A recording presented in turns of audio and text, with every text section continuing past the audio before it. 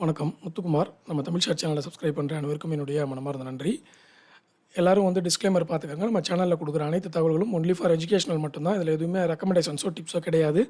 நான் SEBI registered analyst கிடையாது. அதனால் before investing consult your financial advisor. சரி, இப்போ வந்து நம்ம பார்க்க போகிற விஷயம் என்ன அப்படின்னு பார்த்தீங்கன்னா, இன்றைக்கி ரிசல்ட்ஸ் வந்து நிறைய கம்பெனிகள் வந்திருக்கு.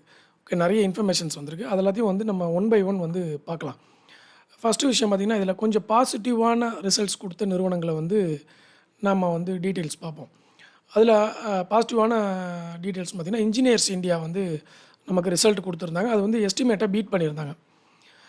இப்போ நான் கொடுக்குறது வந்து 14th நவம்பர் அப்போ போஸ்ட் மார்க்கெட்டில் வந்த ரிசல்ட்ஸு.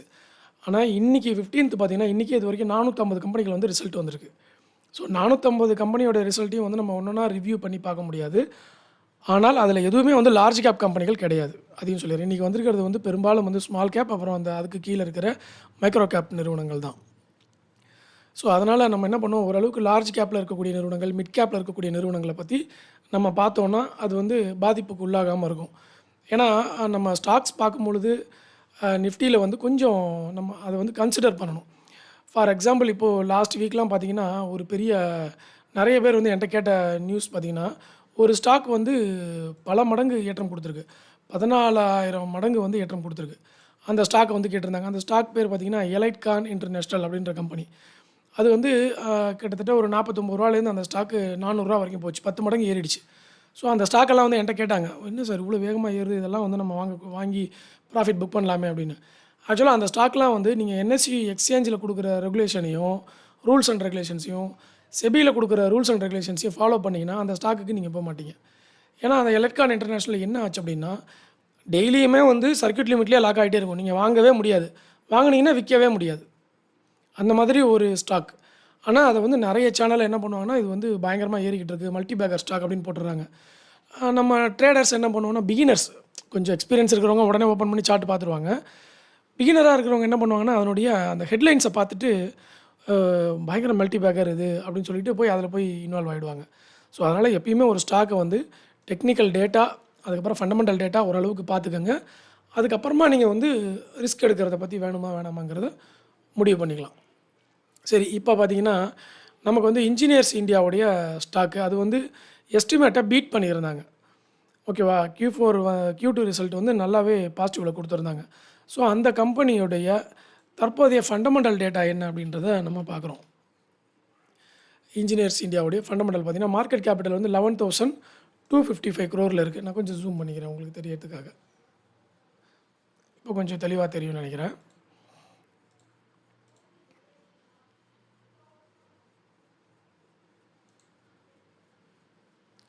ஓகே, ஸோ இன்ஜினியர்ஸ் இந்தியாவுடைய market capital 11,255 crore. Stock PE ratio வந்து 20. புக் வேல்யூ வந்து 48.1 இருக்குது. அதை விட 4 மடங்கு அதிகமாக தான் இருக்குது. ஆர்ஓசி ஆர்ஓஇ ரெண்டுமே வந்து 15% மேலே இருந்தால் நம்ம வந்து ஓகே அப்படின்ற மாதிரி தான் கன்சிடர் பண்ணுவோம். அப்படி பார்க்கும்போது ஆர்ஓசி ஆர்ஓஇ ரெண்டுமே வந்து 15க்கு மேலே இருக்குது. பிஇ ரேஷியோ 20.9ன்றது வந்து ரீசனபிள் தான். அதில் பிஇ ரேஷியோவில் நம்ம பார்க்க வேண்டியது என்னென்னா, இண்டஸ்ட்ரி பிஇ ரேஷியோ விட கொஞ்சம் பெட்டராக இருக்கான்னு பார்க்கணும். இண்டஸ்ட்ரி பிஇ ரேஷியோ வந்து 19.8 இன்ஜினியர்ஸ் இந்தியாவுக்கு. இது 20.9ன்றது வந்து அக்செப்டபிள் தான் எனக்கு பொறுத்த வரைக்கும். ஓகே, அதே மாதிரி எஃப்ஐஐ வந்து மைனஸில் தான் இப்போ லேட்டஸ்ட்டாக விற்றுருக்காங்க. டெப்ட்டை பொறுத்தளவில் 19.8 crore, ஒன்றும் பெரிய டெப்டெல்லாம் அந்த கம்பெனிக்கு கிடையாது. பயோட்ராஸ்கி ஸ்கோரை பொறுத்தளவில்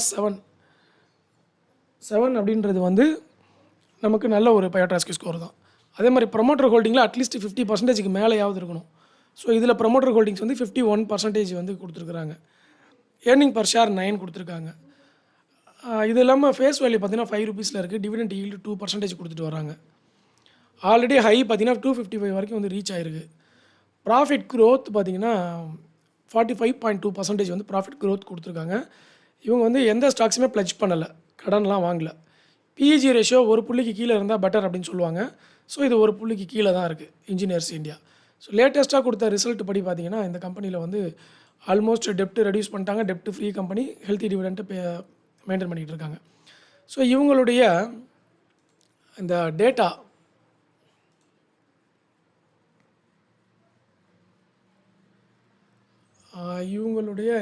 பாருங்கள், லேட்டஸ்ட் டேட்டா நெட் ப்ராஃபிட்டு என்ன காமிச்சிருக்காங்க அப்படின்றத பார்த்துருவோம்.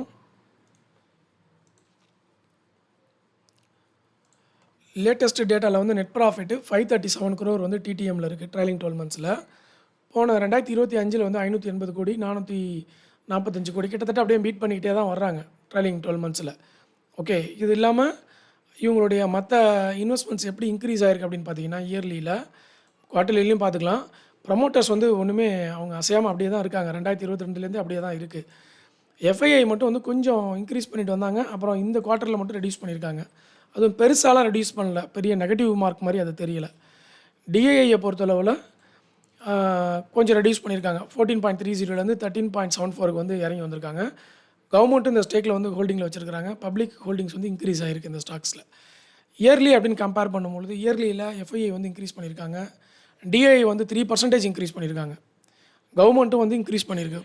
0.03% கவர்மெண்ட்டும் இந்த 2025 இன்க்ரீஸ் பண்ணியிருக்காங்க. அதே மாதிரி பப்ளிக் ஷேர் ஹோல்டிங் மட்டும் கொஞ்சம் போன வருஷம் இன்க்ரீஸ் ஆகிருக்கு. இந்த வருஷம் இது வரைக்கும் பார்த்திங்கன்னா இன்க்ரீஸ் பண்ணலை public. So promote FII DII government இது 3 பொறுத்தளவில் இயர்லியில் டேட்டா பார்க்கும்பொழுது பாசிட்டிவான ஷேர் ஹோல்டிங் பேட்டர்னில் தான் வந்து இந்த ஸ்டாக் நமக்கு டிஸ்ப்ளே பண்ணியிருக்காங்க. ஓகே, இது வந்து நோட் பண்ணிக்க வேண்டிய முக்கியமான விஷயம். அடுத்த கார்ப்பரேட் ஆக்ஷன்ஸை பொறுத்தவரை டிவிடெண்ட் வந்து நம்ம பார்த்துட்டோங்க. டிவிடெண்ட் ஈல்டு பார்த்துட்டோம். அது இல்லாமல் பைபேக் வந்து 2021 தான் அவங்க கொடுத்துருக்குறாங்க. ஓகே, போனஸ் பொறுத்தவரை 2016 தான் கொடுத்துருக்காங்க. ஸ்ப்ளிட்டு 2010 தான் போட்டிருக்காங்க. அதுக்கப்புறம் போனஸ் ஸ்ப்ளிட்டு எதுவுமே வரல. ஆனால் ஃபேஸ் வேல்யூ வந்து 5 ரூபா அப்படின்னு மெயின்டைன் பண்ணுறாங்க. அவங்களுக்கு வந்து இன்னும் போனஸ் கொடுக்கலாம், ஸ்ப்ளிட்டு கொடுக்கலாம், அதுக்கான ஆப்பர்ச்சுனிட்டி வந்து இருக்குது. ஏன்னா ஃபேஸ் வேல்யூ 1 ரூபா வர வரைக்கும் என்ன வேணால் பண்ணுவாங்க. ஓகேவா, அதனால் அதுக்கான ஆப்பர்ச்சுனிட்டி வந்து இந்த ஸ்டாக்ஸில் இருக்குது அப்படிங்கிறது தெரியுது. ஸோ ரிசல்ட் வந்து பீட் பண்ணியிருக்காங்க அப்படின்றது தான்.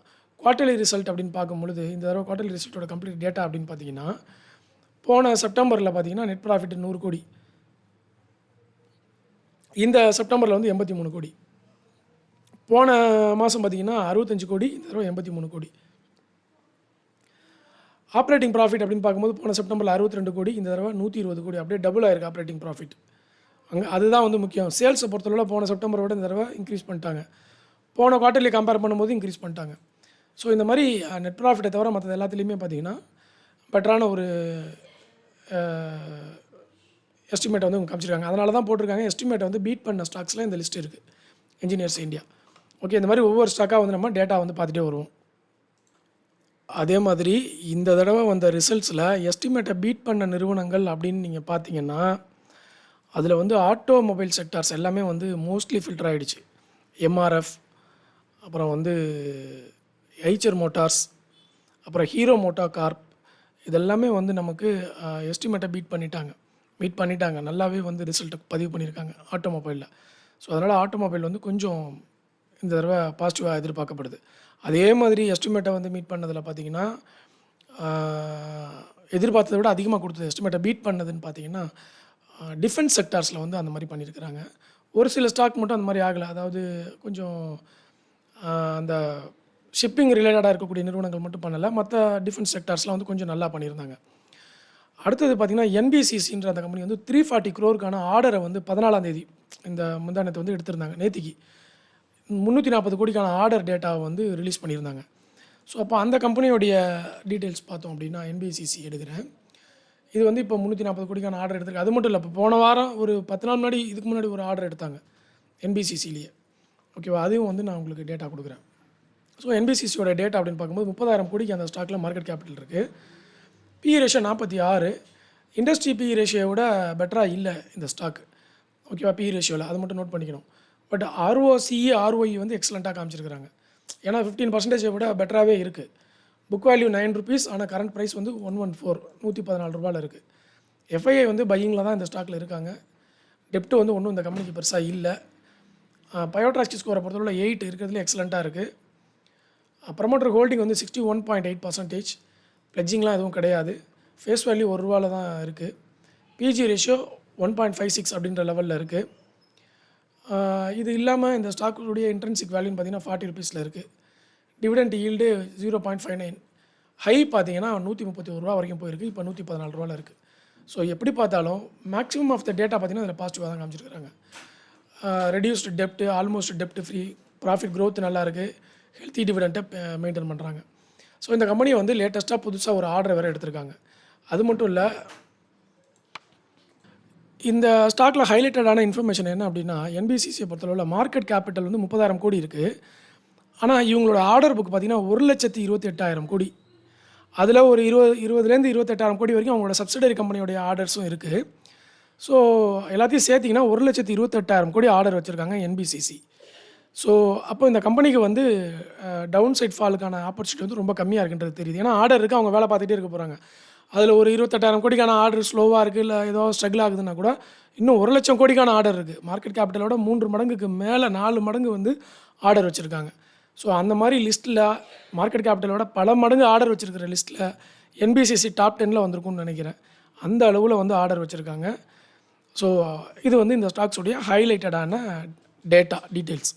சரிங்களா? ஏன் இதை எடுத்தேன்னா 14ஆம் தேதி வந்து நேற்றுக்கு 320 கோடிக்கான ஆர்டர் எடுத்திருந்தாங்க. அதுக்காக இந்த ஸ்டாக்கை நம்ம செக் பண்ணி பார்க்கணும் கம்ப்ளீட் டேட்டாவை. ஏன்னா ஒரு லைனை வச்சுட்டு நம்ம பார்க்கும்போது ஒரு தடவை ரிசல்ட் நல்லா கொடுத்துட்டாங்க அப்படின்றதுக்காக அந்த ஸ்டாக்கை நம்ம வாங்க முடியாது.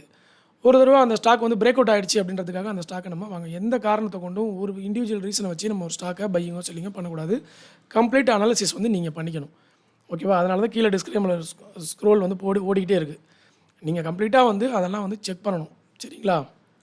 ரொம்ப முக்கியம் அந்த விஷயம்லாம். கரெக்டான ரூல்ஸ் அண்ட் ரெகுலேஷன்ஸை ஃபாலோ பண்ணிக்கோங்க. சரிங்களா? இது இல்லாமல் இன்றைக்கும் வந்து ஏகப்பட்ட கம்பெனி ரிசல்ட் இருக்குது. 450 கம்பெனி ரிசல்ட் இருக்குது. நான் ஃபஸ்ட்டு அதுக்கு தான் ஸ்டார்ட் பண்ணேன். அப்புறமா தான் 450 கம்பெனி ரிசல்ட் நம்ம சொல்லி முடியாது. யாராச்சும் ஸ்டாக் ரிசல்ட்ஸ் கேட்டாங்கன்னா அப்போ சொல்லிக்கலாம். இல்லை லார்ஜ் கேப் மிட் கேப்பாக இருக்குன்னா நம்ம பண்ணலாம். எல்லாம் ரொம்ப சின்ன சின்ன கம்பெனியாக இருக்குது, அதுலேயே வந்துட்டு எப்படி கொடுக்குறதுன்னு சொல்லிட்டு தான் விட்டுட்டேன்.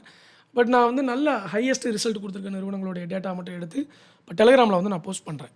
நீங்கள் அங்கே போய் செக் பண்ணிக்கோங்க. டெலிகிராமோட லிங்க் வந்து டிஸ்கிரிப்ஷன்லையும் கமெண்ட்லையும் பின் பண்ணுறேன். அதே மாதிரி டிமேட் அக்கௌண்ட் ஓப்பன் பண்ணாதவங்களுக்கு வந்து டிஸ்கிரிப்ஷனில் கமெண்ட்டில் வந்து லிங்க் கொடுத்துருக்கேன். என்னுடைய ரெஃபரல் லிங்க் தான். அது விருப்பம் இருக்கிறவங்க வந்து பயன்படுத்தி எனக்கு வந்து சப்போர்ட் பண்ணலாம். ஓகேங்களா? நன்றி, வணக்கம். இந்த டேட்டா வந்து உங்களுக்கு கம்ப்ளீட்டாக பிடிச்சிருக்கா? இந்த மாதிரி நம்ம வந்து இன்னும் ஃபர்தராக இன்னும் ஒரு ஸ்டாக் இப்போ நான் என்பிசிசியில் ஒரு 10 நிமிஷம் எடுத்துக்கிட்டு இருக்கேன்னு வச்சுக்கோங்க. ஒரு 7 மினிட்ஸில் நம்ம ஒரு டேட்டா பார்த்துருக்கோம். ஆனால் இன்னும் டீப்பான அந்த ஸ்டாக்கை பார்த்தோன்னா இன்னும் ஒரு 15 மினிட்ஸுக்கு டேட்டா பார்க்கலாம். ஓகே, இன்னும் தரவாக பார்க்கலாம். இந்த மாதிரி வீடியோஸ் உங்களுக்கு யூஸ்ஃபுல்லாக இருக்குது, இந்த மாதிரி நம்ம தொடர்ந்து பண்ணலாம் அப்படின்னா நீங்கள் வந்து எனக்கு கமெண்ட்டில் பதிவு பண்ணுங்கள். இந்த மாதிரி ஒரு ஸ்டாக்கை பற்றி கம்ப்ளீட் டீட்டெயில்ஸ் வந்து நம்ம பார்க்கலாம். ஒரு 20 மினிட்ஸில் ஒரு ஸ்டாக் எடுத்துக்கிட்டு அந்த ஒரு ஸ்டாக்கை மட்டுமே கம்ப்ளீட்டாக பார்த்துடலாம். கம்ப்ளீட் டேட்டா அண்ட் டீட்டெயில்ஸ் எடுத்து பார்த்துடலாம். அந்த மாதிரி பண்ணலாம். உங்களுக்கு வந்து அது யூஸ்ஃபுல்லாக இருக்கும் அப்படின்னா எனக்கு வந்து கமெண்ட்டில் பதிவு பண்ணுங்கள். நம்ம வந்து சும்மா ஹெட்லைன்ஸ் படிக்கிறதுக்கு அந்த மாதிரி வந்து பார்க்கலாம். அது ஓகேவா அப்படின்னு எனக்கு கீழே கமெண்ட்டில் பதிவு பண்ணுங்கள். அதை கண்டிப்பாக வந்து நான் ஃபாலோ பண்ண ஆரம்பிச்சிடுறேன். நீங்கள் விருப்பப்பட்டால் தான் ஏன்னா வியூவர்ஸ் என்ன விரும்புகிறாங்களோ அந்த வீடியோ தான் போடணுன்றது தான் எங்களோட கண்டிஷன். வியூவர்ஸ் விரும்பாத இப்போ நான் யூஸ்ஃபுல்லான வீடியோ போடுவேன், ஆனால் வியூவர்ஸ் அது வியூவே போயிருக்காது. அப்போ எனக்கு வந்து என்னுடைய பார்ட்னர் மேனேஜர் யூடியூப்லேருந்து என்ன சொல்லுவாங்கன்னா, என்னங்க வியூவர்ஸ் என்ன விரும்புகிறாங்களோ அதை கொடுங்க அப்படின்வாங்க. ஸோ நான் எனக்கு யூஸ்ஃபுல்லாக இருக்குது நம்ம சொல்லிக் கொடுக்கலாமேன்னு போட்டால் கூட அந்த வீடியோ அந்த இடத்துல எடுபடாது. அதனால தான் உங்கள்கிட்ட கேட்குறது, உங்களுக்கு என்ன மாதிரி வீடியோஸ் போடலாம் அப்படின்ட்டு. அதுக்காக ரெக்கமெண்டேஷன்ஸு டிப்ஸு கேட்காதீங்க, அது சத்தியமாக போட முடியாது. டேட்டா கொடுக்கலாம், டீட்டெயில்ஸ் கொடுக்கலாம், அனாலிசிஸ் நம்ம அப்படியே பண்ணலாம், அவ்வளோதான். சரிங்களா? எஜுகேஷன் ஓரியன்டாக என்ன வேணாலும் நம்ம பண்ணிக்கலாம். நன்றி, வணக்கம்.